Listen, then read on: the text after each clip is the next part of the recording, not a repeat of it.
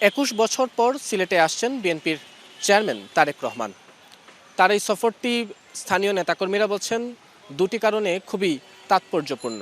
প্রথমটি হচ্ছে সিলেট সফর দিয়েই বিএনপির আগামী যে নির্বাচন সেই নির্বাচনের প্রচারণা শুরু হচ্ছে।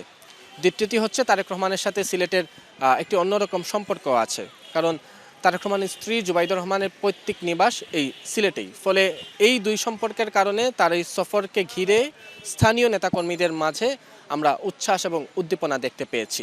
এবং এই যে সমাবেশ, এই সমাবেশ সফল করার জন্য আমরা দেখেছি যে গত কয়েকদিন ধরেই আসলে সিলেট সরকারি আলিয়া মাদ্রাসা মাঠ, যেই মাঠে আগামীকাল সকাল 11টায় তারেক রহমান বক্তব্য দিবেন, এবং এই যে বক্তব্য বা এই সমাবেশ, এই সমাবেশের মধ্য দিয়ে আসলে বিএনপির প্রথম নির্বাচনের যে সমাবেশ সেই সমাবেশ শুরু হবে। এর আগে আজ রাতে তারেক রহমান সিলেট বিমানবন্দরে নামবেন।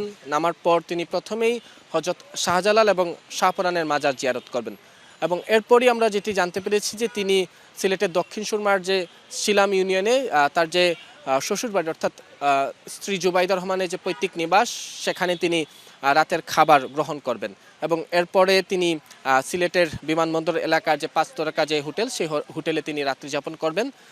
পরদিন সকাল অর্থাৎ আগামীকাল সকালে সেই হোটেলেই অরাজনৈতিক ছাত্রদের সাথে অর্থাৎ সিলেটের বিভিন্ন ছাত্র যারা আছেন তাদের সাথে একটি সভা করার কথা রয়েছে তারেক রহমানের, এবং সেই সভা শেষেই সকাল 11টায় এই যে মাঠ, সরকারি আলিয়া মাদ্রাসার মাঠ, সেই মাঠে তিনি উপস্থিত হবেন এবং সেখানে তিনি বক্তব্য দিবেন।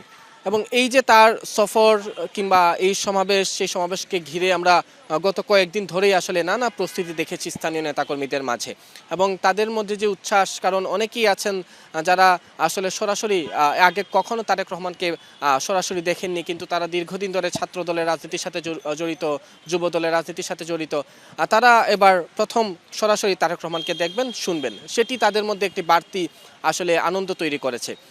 এর বাইরে যারা স্থানীয় নেতাকর্মীরা আছেন তারা বলছেন যে এই মাঠে 2022 সালে বিএনপি বিভাগীয় সমাবেশ করেছিল, সেই সমাবেশের কয়েক গুণ বেশি মানুষ যাতে আগামীকালের সমাবেশে হয়, সেজন্য আসলে তারা তাদের সকল ধরনের প্রস্তুতি তৈরি করে রেখেছেন। এবং আমরা নগরী জুড়ে যেটি দেখছি যে তারেক রহমানের যে এই যে আগমন, সেই আগমনকে আসলে সামনে রেখে পুরো নগরী জুড়েই আসলে ব্যানার, ফেস্টুন, বিলবোর্ডে ছেয়ে গেছে, এবং নগরীতে কিছুক্ষণ পরপর বিভিন্ন সড়কে তারেক রহমানকে আগমন যেটি, সেই আগমনকে শুভেচ্ছা জানিয়ে তারা এখানে আসলে সফর মিছিল করছেন, সমাবেশ করছেন, গণসংযোগ করছেন।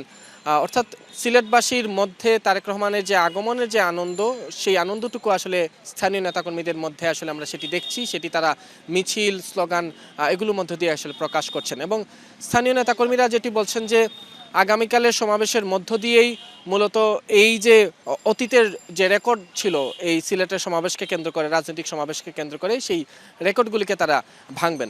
এবং এই সমাবেশের পর আমরা যেটি জানতে পেরেছি যে সিলেট থেকে যাওয়ার পথে তিনি মৌলভীবাজারের যে আসলে শেরপুর, সেখানে একটি সমাবেশে বক্তব্য রাখবেন, এবং শেরপুর থেকে তিনি হবিগঞ্জে যাবেন, হবিগঞ্জের শায়েস্তাগঞ্জে আরেকটি নির্বাচনী সমাবেশে তার বক্তব্য রাখার কথা রয়েছে, এবং তারপর তিনি সড়ক যুগে আবারও ঢাকায় ফিরবেন।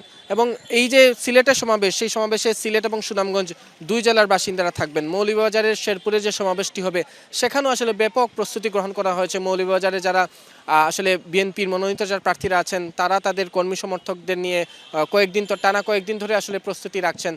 এর পাশাপাশি হবিগঞ্জে শায়েস্তাগঞ্জে যে সমাবেশ হবে, সেই সমাবেশকে কেন্দ্র করে আসলে কয়েকদিন ধরে প্রস্তুতি চলছে। অর্থাৎ প্রতিটি সমাবেশেই যারা আসলে বিএনপির নেতৃবৃন্দ রয়েছেন তারা বলছেন যে স্মরণকালের সব সমাবেশই স্মরণকালের সর্ববৃহৎ সমাবেশগুলো হবে। এবং এই যে সফর, সেই সফরকে ঘিরে পুরো সিলেট বিভাগের বিএনপি নেতাকর্মীদের মধ্যে একটি আনন্দ এবং পাশাপাশি উচ্ছ্বাস আমরা লক্ষ্য করছি।